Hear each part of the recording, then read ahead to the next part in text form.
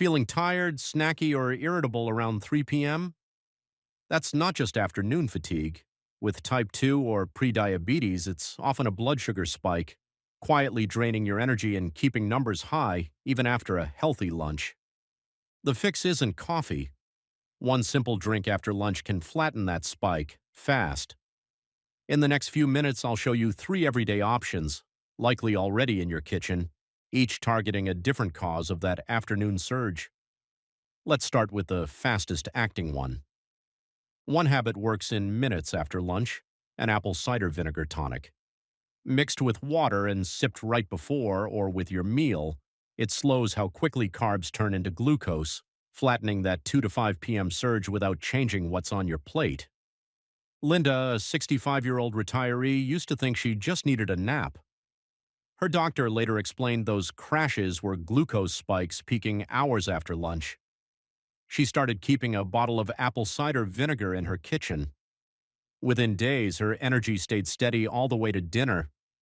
What seemed too simple to matter, a splash of vinegar in water, became part of her routine. It can sound far-fetched that something so ordinary could change how your body handles blood sugar. Yet clinical research keeps pointing to apple cider vinegar as one of the fastest natural ways to smooth post-meal glucose curves. In controlled studies, when participants drank diluted vinegar with a high-carb meal, their blood sugar readings 2 hours later were about 20% lower than without it. The reason isn't magic, it's about pacing digestion. The mild acid in vinegar helps slow how quickly food leaves the stomach and how fast enzymes break starches into glucose. That delay gives your body time to release insulin in smaller, steadier bursts instead of racing to catch up after a spike. Beyond slower digestion, acetic acid also appears to increase insulin-stimulated glucose uptake in muscle tissue, which means more sugar moves into cells for use as energy rather than circulating in the blood. This dual action, reducing rapid absorption and improving glucose utilization, reduces the body's need for large insulin surges. The key is getting the portion and timing right. Most research used about 1 to 2 tablespoons, or 15 to 30 milliliters, of apple cider vinegar mixed into at least 8 ounces of water. Drink it just before lunch or sip it with the meal itself. It doesn't need to be fancy, and you don't need expensive brands. What matters is the acetic acid. Some people prefer mixing it into salad dressings with olive oil and herbs, which achieves the same effect. On hot days, a cold version with ice water works well too. Just avoid taking it straight. It's far too acidic on its own and can irritate the throat or teeth. A few cautions are worth keeping in mind. If you have reflux or GERD, vinegar can make the burning worse because its high acidity, the very low pH, can aggravate already sensitive tissue. Those with kidney disease or anyone taking medication that lowers blood sugar should talk to a clinician first. Vinegar can sometimes push glucose even lower, especially alongside insulin or certain pills. Stick with small amounts and give it a week or two to see how your body responds. For Linda, that's all it took. Within days, her post-lunch readings were flatter, and that sluggish afternoon fog faded. It's a quick, low-effort fix that starts in the stomach, but next, let's try a drink that works in a completely different way, helping your cells use sugar more efficiently instead of just slowing your meal. Let's take a look. Green tea doesn't slow your meal like vinegar. It quietly upgrades how your cells handle glucose. Each leaf contains unique antioxidants called catechins, especially EGCG, that help insulin unlock cells more effectively so less sugar lingers in your blood. Think of it as turning tissues from resistant to receptive during the afternoon window. While many people focus on medication to manage their blood sugar, research shows that simple, consistent habits can also make a measurable difference. In a comprehensive review combining more than 24 clinical studies, people who consumed green tea regularly saw meaningful improvements in insulin sensitivity and better long-term glucose management. Those already managing type 2 diabetes showed small but steady improvements in the insulin resistance index and in HbA1c levels over time, suggesting that this everyday drink can support better control between checkups and meals. Scientists now understand that the catechins in green tea affect multiple points in glucose metabolism.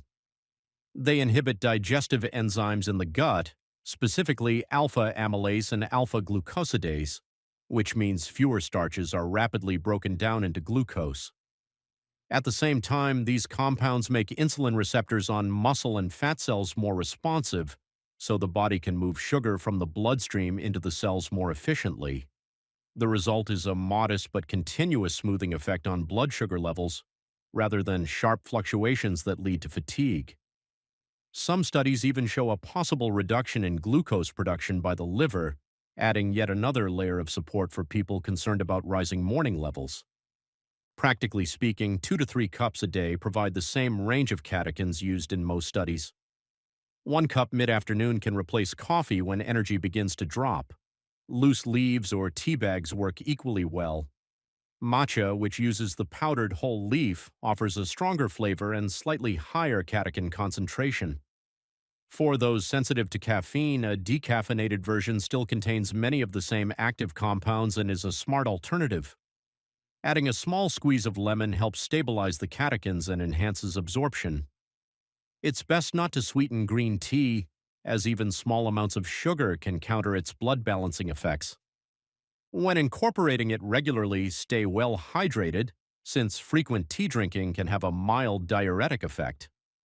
People with kidney issues should also be mindful, as excessive green tea consumption, as with other high oxalate foods, can occasionally contribute to kidney stone formation. Moderation, as with most things, brings the best results. Make green tea your go-to afternoon sip for a week and watch what happens. It's a simple habit that helps insulin do its job, quietly. But if you want an even stronger push, the next drink doesn't just support insulin, it mimics it inside your cells. And the best part? It's probably sitting in your spice cabinet right now. You'll want to see this. Cinnamon tea works on a deeper level than most realize, supporting your body's natural glucose control. But here's what most people miss. Not all cinnamon is created equal. The kind sitting in your spice rack right now might actually be doing your body more harm than good. We'll uncover the truth about that in just a moment. But first, here's why this simple spice has scientists so intrigued. A warm cup of cinnamon tea can do more than satisfy a craving for something sweet after lunch. Beneath that familiar comfort, it's been shown to help your body handle glucose more steadily throughout the afternoon. Research suggests it may work almost like insulin itself, helping your cells absorb sugar instead of letting it linger in your bloodstream. One well-known trial found that people with type 2 diabetes, who took between 1 and 6 grams of cinnamomum cassia per day for 40 days, saw fasting glucose fall by as much as 18 to 29%. Another study using 2 grams daily for 12 weeks found a measurable drop in HbA1c, the marker for long-term glucose control. Results aren't identical in every study, but the pattern suggests a modest yet consistent benefit when used steadily over time. Researchers believe part of cinnamon's benefit lies in how it acts almost like insulin at the cellular level. Compounds in the spice appear to strengthen insulin signaling, helping muscle and fat cells absorb more glucose by promoting the transport protein called GLUT4. In the liver, cinnamon may also encourage glycogen synthesis and reduce glucose production by slowing certain enzymes. In the digestive tract, it can inhibit enzymes that break down carbohydrates, which means a slower release of glucose after meals and fewer post-meal spikes. For daily use, 1 to 2 grams, roughly half to 1 teaspoon per cup of tea, is a practical starting point. Some studies used up to 6 grams, but it's best to stay closer to the lower range for a daily habit. This is where the cinnamon type matters most. Cassia cinnamon contains significantly higher levels of a compound called coumarin, which can strain the liver if consumed in large amounts over time. Ceylon cinnamon, on the other hand, contains much less coumarin and is considered the safer choice for regular consumption, even up to 6 grams daily. Anyone with liver disease or those taking blood sugar lowering medications should check with a healthcare provider before using it consistently, since effects can amplify alongside medication. To make the tea, steep a cinnamon stick or half a teaspoon of ground cinnamon in hot water for about 10 minutes, then strain before drinking. The polyphenolic compounds responsible for its effects are highly water-soluble, meaning a good 10-minute steep is all you need to extract the glucose-managing compounds from the spice. Enjoy it plain or with a touch of stevia or lemon for flavor. Great, your afternoon's steady now. But there's something even more important you need to know.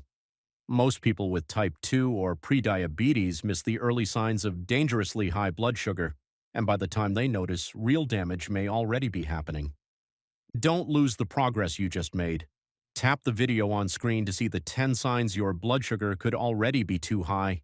It might help you catch the problem before it gets serious. Click now, you don't want to miss this.